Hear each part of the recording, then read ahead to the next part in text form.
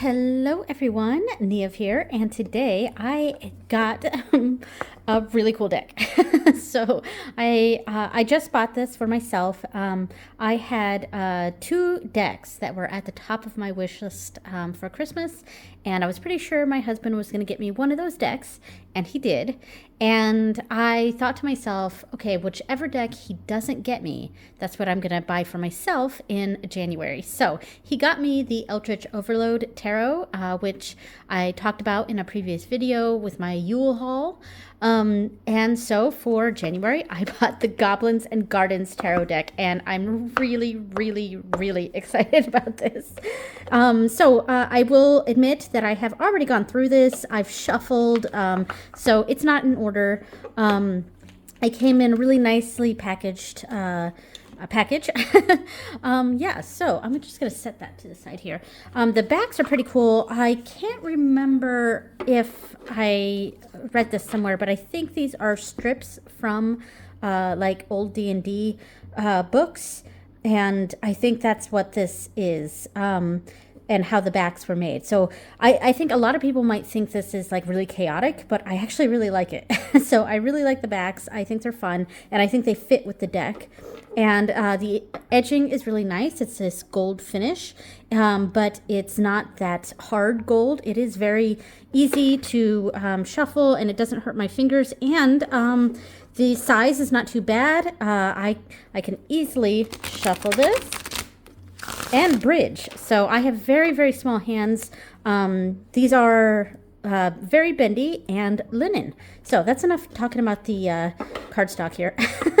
I am really excited about this. So I'm just going to go ahead and just flip through as I'm talking here, and make sure I'm nice and focused there. So what this deck is basically a collage, hand collage. All of these cards are hand collaged. Even the card titles up here, even those are hand collaged. So just there we go. It's basically images from old like D&D books, handbooks, things like that are in the public domain, I believe. I mean, feel free to correct anything I say here down below. So it's old D&D imagery that has been those types of books collaged in with garden books, garden images. Now, I think the garden images themselves also came from like really old gardening books that are possibly no longer copyrighted. I don't know. I'm kind of making this up a little bit because I don't exactly know the story behind this deck. But I think this is absolutely amazing. And you know what? I didn't even say who the creator was. Let's see if I can find it. So Jonathan Williams Saka. And goblinsandgardens.com. So, oops, I'm not focused there. Let me see. There we go. So there's all the information there. I may have some of the information wrong a little bit on the creation of this deck, but yeah, I like this. To me is super, super cool. And I haven't really done any readings with it yet. This just came in yesterday. But I've flipped through, I've shuffled a few times, so obviously it's out of order here, and I'm really looking forward to using this deck. However, I think I might wait until March to really utilize this deck, because I don't know if you have seen my other videos talking about this, but for the year of 2024, I am doing a spiritual practice where I'm dedicating each month to a specific deity. And this month is January, and I've dedicated that to Ganesha, and which makes sense. I'm starting this endeavor, so it makes sense to start with the remover of obstacles. And March, though, I have dedicated to the Irish god Angus. And I don't know what it is, but I feel like this would be a good deck to work with him. I'm trying to focus keeps going in and out here on the cards. I think it keeps wanting to focus on my hands themselves, and then not focusing so much on the cards. So I do apologize if some of these are a little bit blurry. I'm going to keep like touching the screen so it like focuses. There we go. Yeah, so I don't know how to explain it, but there's something about this that I feel like would be perfect to use with Angus. So I'm going to, I think, wait to use this. This is a cool card, but I am excited for it. And yeah, and I'm just going to go through and look at these a little bit longer here. And I've pulled out a stack of Oracle cards that I think might look good with this. So we're going to give that a shot too. Sorry if the camera's shaking a little bit, because it keeps like not focusing on the cards. I keep like tapping my screen so that it focuses on the cards, and I think it's shaking the screen a little bit, but yeah. Anyway, and my husband told me that he actually wanted to get me this deck for Christmas, or Yule, but for some reason when he went to order this deck right before the holidays, it was like the site was down or something, or it was unavailable. I don't know exactly what happened, but for some reason he couldn't get this deck, and so that's why he ended up getting me the Eldritch Overload Tarot, which I would have gotten anyway. If he had gotten this deck, I would have gotten that one for January. Yeah, so but he had initially intended to get me this deck, because I raved about this deck to him. I was like, oh my God, this deck is amazing. You know, he's really into this kind of stuff too. So, I mean, not tarot, but, you know, so, and I think he really likes what was done with this deck. I mean, I don't think he gives a crap about the gardening stuff, but I mean, it's a cool concept. So, yeah, I don't know. I think it's pretty cool. And I'm really looking forward to the month of March, where I'll really be utilizing this deck. That's my plan. I've put it into motion. March will be the month that I really use the Goblins and Gardens tarot deck here. I really like this card. That's cool. Sorry, I have to keep like stopping and like touching the screen because for some reason it does not want to focus on this, on these cards here. Here, focus. There we go. Also, I don't know if you noticed, but I'm not in my ritual room right now. I'm actually in my bedroom.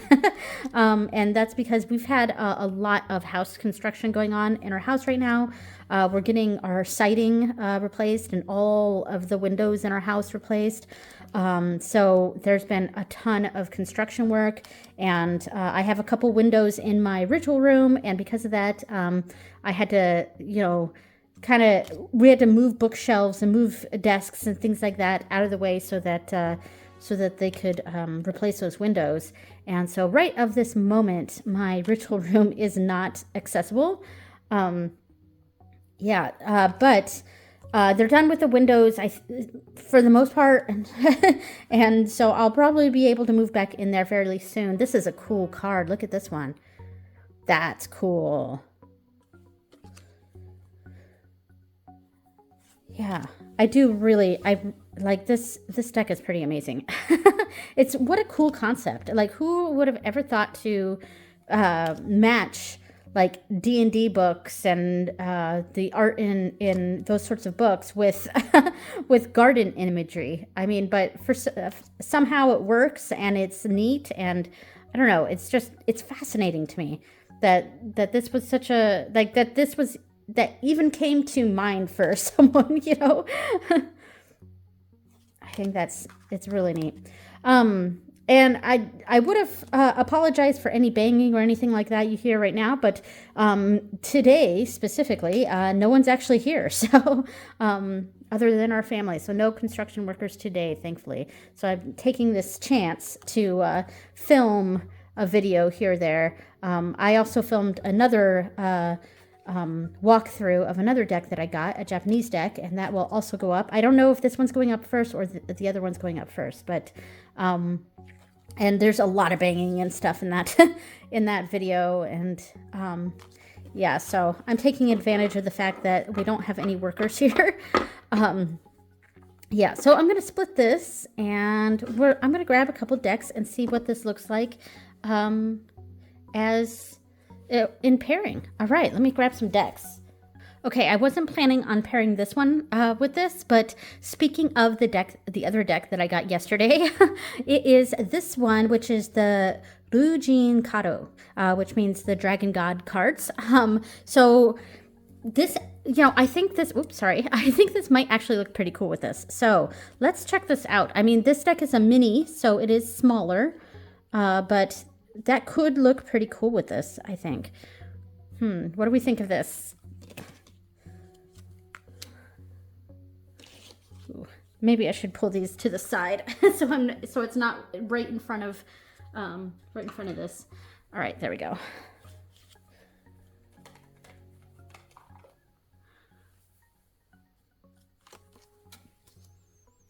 So what do we think of this? This is a really interesting pairing to me. This is cool. I think this could look pretty cool together. I mean, it's very like obscure. I don't know how else to describe that there. That's pretty neat. I actually, this was a surprise to me. I was not planning on pairing these two decks, but this is actually pretty cool. I don't know, what do you guys think? Of course, most people are not going to be able to read what's on the Dragon God deck here, but we can look at the energies and the aesthetics together. Actually, I think this is a pretty good pairing. So this was a surprise for me. I wasn't planning on pairing this one, but it was right next to me since I just got this one too. So yeah, I really like that. All right, I'm gonna grab the next deck. Okay, so this next one is a bit obvious, but I chose the Hedge Witch's Oracle, and I chose this because this is one of my garden decks, like herbs and things like that, and I don't know, it seemed like a good pick for this. And also the fact that there's a lot of white space in this one. I feel like it's a good balance to the Goblins and Gardens, which is very busy. A lot going on there. Ooh, that's kind of cool. I am enjoying this. I am liking this. Just trying to see if I can focus a bit more here. There we go. I am enjoying this. I think this looks good together. And I like that the Hedge Witch's Oracle here. I keep wanting to call this the Herb Crafters Tarot, which is a completely different deck, but every time I get this deck out, I think, oh, it's the Herb Crafters, even though I don't even have the Herb Crafters Tarot. It is something that's been on my list for a long time. I just haven't gotten it, and but yeah, if I were to mix tarot with tarot, maybe I could try to use the Goblins and Gardens with the Hedge Witch, or now I'm saying the other one wrong, with the Herb Crafters. Ooh, this one's cool. I like this one. Strength in between the Six of Wands and the Queen of Coins. Very interesting, and I like the way that looks. And I like all the yellows in this one. Wow, look at this. All the yellows that are coming out here. I like that a lot. All right, one more with this one. Let's see. Yeah, I think this is a pretty good pick. I think it's a very obvious choice, but sometimes the obvious choices they're obvious for a reason. So I really like this. Let's move on to the next one. Okay, so I'm playing off of all the black and white imagery here, and I grabbed an Oracle deck that came in one of my Witch's Moon boxes, and it's a Norse-themed deck, and I cannot, for the life of me, remember the name of it, but here it is. If I remember the name of this deck, I'm going to go ahead and put it on the screen. This is not a deck I use very often. There's so many cards. There's like 80 cards in here, so there's a lot in this deck. And yeah, here we go. Let me see if I can, if it's focusing a bit here. Yeah, there are a ton of cards in this deck, but I thought maybe the black and white nature of this deck could go quite well with the Goblins and Gardens. What do we think? I think this looks pretty good. I mean, I think I'm right in the sense that the black and white art in here really does bring out the line work in the Goblins and Gardens. So I think that's a good, aesthetically speaking, it's a pretty good pairing here. Now, I don't know much about these mythological or mythological characters or the deities from this deck. Which is in general something that I don't do in my practice. Like if I use a deity deck, I use decks with deities I have connections with. However, this deck was provided for me, and I'm actually going to take, because it's so uneven here, I'm going to take a big chunk off. Because this deck was provided for me in a box, I have it, so I might as well try to use it. But one thing we could look at with this deck is the keywords underneath. So we have the Page of Swords and the Queen of Cups, and in between we have Gateway, Opportunity, Warning. So that's pretty interesting here. And these are two people cards here. It's two court cards, so I feel like this message could be telling us that there's some sort of information coming from others that could maybe be a warning or maybe provide us with an opportunity, depending on the context of the reading, of course. So yeah, I mean, this is actually pretty good. If I were to use this deck, I guess I would just have to use the keywords down below instead of focusing on the deities themselves. But I do like the black and white imagery with the Goblins and Gardens here. I think that goes very well. All right, so let me move on to the next deck. Okay, next up is the Memento Mori Oracle deck. I took out the Lenormand part and have it separate. But yeah, so I wanted to... I thought maybe this might be cool because it does have a lot of that gardening kind of stuff to it, the florals, the herbs, things like that. But also, I feel like this is almost like a spell item or an item, like if you're playing D&D, like this might be something on your person. And I think that might be pretty cool. I mean, some of these are a bit different here. Ooh, this is neat. Look at this. I mean, I don't know how I feel about the color differences because, you know, this is very black and white with the color. And this is the like tan colors, beigey, kind of that aged look, which because of the themes, I think might go. But I don't know how I feel about the colors, the white with the beige. But I don't know. But I do think this is pretty cool. The Magician and the High Priestess with the Plague Doctor in the middle. Like, wow. All right, so let's see about this one. And then, you know, this one can be a little bit pippy. Whoops. So we've got the King of Cups and the Ace of Wands with coins in the middle. Very interesting. Yeah, I do like this quite a bit here. It is very neat. Globe between the Queen of Swords and the Empress. Really, really big energies, I feel like it comes through with these cards here. All right. Yeah, I think this is actually pretty neat. I do like this. I think I could potentially use this deck with this, especially, you know, the folklore pack, I think is what it's called, the folklore pack that came with this, or an expansion, I mean, of the Memento Mori. I think might look pretty cool because, like I was saying, it could be like the items that you have on you, some sort of campaign or whatever. Yeah, that might be neat. All right, so let me move on to the next deck. Okay, I'm going to try out the Green Glyphs Oracle here with this, which might be cool. And again, it's got that beigey color with the white of the characters here. So that part I'm not crazy about. However, there's a lot of similar themes, I think, that could be melded between these two decks. I really like these little demons with the essentially demons from this deck. Oh, that would be cool. Like, look at these ones. That's neat. So let's move on. Let's see. So we got, oh, look at this. We've got like a cat, and then we've got all these animals here in the moon card, and the chariot, which usually has cats driving, and I don't know, that's pretty neat. So I think theme-wise, this could go quite well. Yeah.